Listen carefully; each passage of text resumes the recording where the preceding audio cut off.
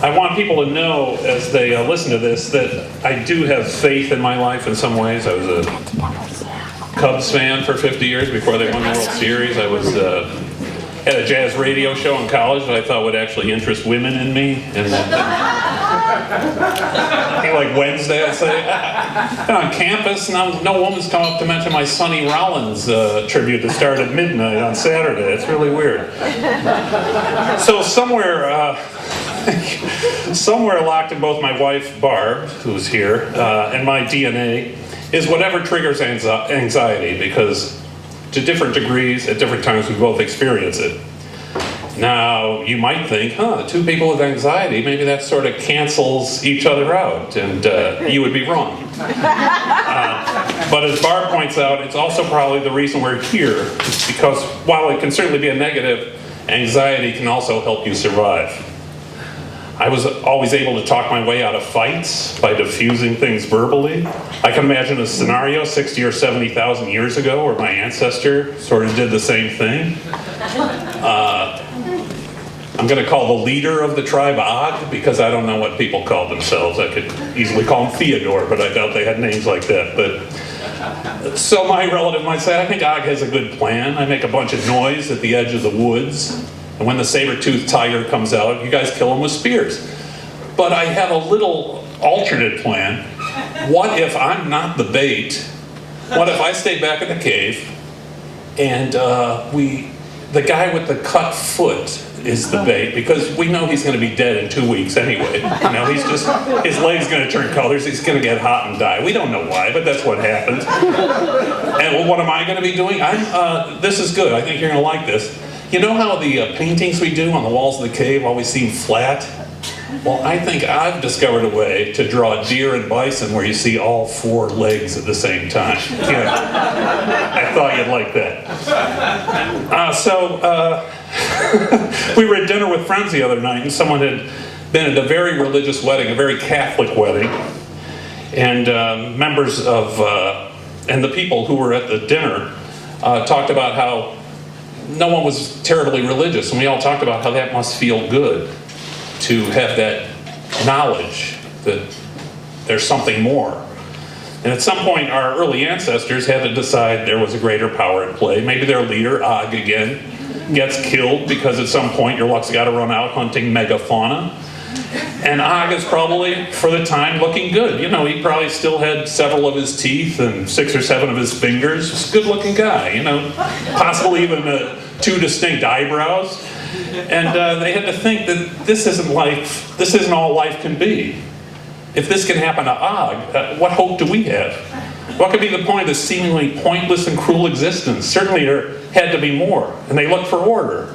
There certainly seemed to be order in the skies. The sun, the moon, the stars moved predictably. And at some point they came up with the powers of supreme beings and provided the order, and of course an afterlife. And the afterlife is a great idea. You know, they might have said, yes, we all saw that family torn apart near the lake by the 11-foot rodent, but imagine what a better place they're in now, where we assume, at the very least, rodents are of more manageable size. Fast forward to my wife and my family, tens of thousands of years later, the glaciers have receded. Our ancestors continue to move north to what is now Ireland, where it is cold, wet, and dark half the year. Not to worry, the music they came up with is annoying too. Now, side note here, you might not think my last name, Wolfe, sounds Irish. A relative of mine, however, moved from Ireland as a domestic and ended up marrying a British man. And from then on, my dad's father's side of the family leapfrogged the lace curtain Irish all the way to calling themselves British. Anyway, religion takes hold in Europe by now, and our ancestors joined Team Catholic. No surprise, really. Same as the ancestors, daily life sucked, and the Catholics built amazing cathedrals filled with art, put on a great show. They really do put on a great show. At Mass, lots of costumes, Latin, incense. Must have made our poor ancestors collecting whatever peat they could bring back from the swamp to burn in their hovels, sign up immediately. These guys really seem to have it figured out. Personally, 2 things happened with me early on that soured me on the church a bit. I brought my plastic dinosaurs with me to Sunday school once because I was going to a friend's house to play afterwards. And like I said, I was anxious, didn't want to leave them in the car. Someone could get them there. A nun came over, saw my bag of dinosaurs, and told me they had never existed. Dinosaurs didn't exist. And they were a trick of the devil. And if I were more sure of myself and had a more developed vocabulary, I might have said, "Sister, you think your thinly veiled threats of blind obedience to a God no one's ever seen can compete with a stegosaurus? The gorgeous skeletons of which are on display in museums all over the world? Your argument is idiotic on its face." I didn't say that, I internalized things. The second strike was a year or so later, when I asked another nun if my best friend was going to go to heaven or hell. And she asked which church we went to, and I said, "You know, the Presbyterian church at the corner of," and she said, "No, he's going to hell." But I was still a little kid and had a lot of Catholic stuff to go through. My dad coached our Little League team, and we'd often go to a confession. Do people know what confession is? You talk to a priest, confess your sins, then you can go to communion the next day. So we'd go on Saturday. Then the priest gives you your penance. You go out into the church and reflect on your sinful ways. But we'd invariably be late, and I'd try to reflect while my dad recklessly drove to the Little League game. Not only without reflection on his sins, but adding new ones to his briefly pure soul. Say things like, "God damn it, Tom, you're already pitched 6 innings this week, so if Stronger Thorson don't show up today, I don't know what the hell we're going to do. I told that son of a bitch Zitko at the league office in March we only had 3 pitchers, so that shit..." So, that kind of thing. I drifted away from the church. I'd check in once in a while, weddings, funerals, sometimes Christmas to hear carols. I'd read about the church regularly, apologizing for past actions, the Crusades, the Inquisition, Galileo, and of course more recently, you know. But the idea of heaven in the abstract is seductive. Whatever I hear people talk about, it does not sound all that amazing. Mitch Albom, I don't know if you know who he is, a shameless writer of pseudo-philosophical pablum. I should have asked, is anyone a fan? But he wrote a book called The 5 People You'll Meet in Heaven. In this book, an old man who is about to be killed by a malfunctioning carnival ride is hurtling toward a girl on the ground. I'm just going to stop there, just as his editor and everyone who ever picked up this idiotic book should have done. I never talked religion with my lovely mother-in-law. Not many people say that. My mother-in-law was a beautiful, wonderful person.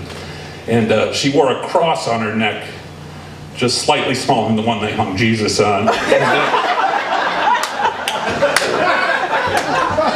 When she'd visit us, or we'd visit her, and the New York Giants football team would win, she'd say that her husband in heaven must have been happy watching the game. And this thought horrified me. So I die, go to heaven, and have to watch Chicago sports teams for eternity? What the hell is that? How does that work? Noon Central Time, everyone? Bears, Lions, come on, we're watching in here. Yeah, I know both teams suck, but it's heaven. This is what we do. Get in here.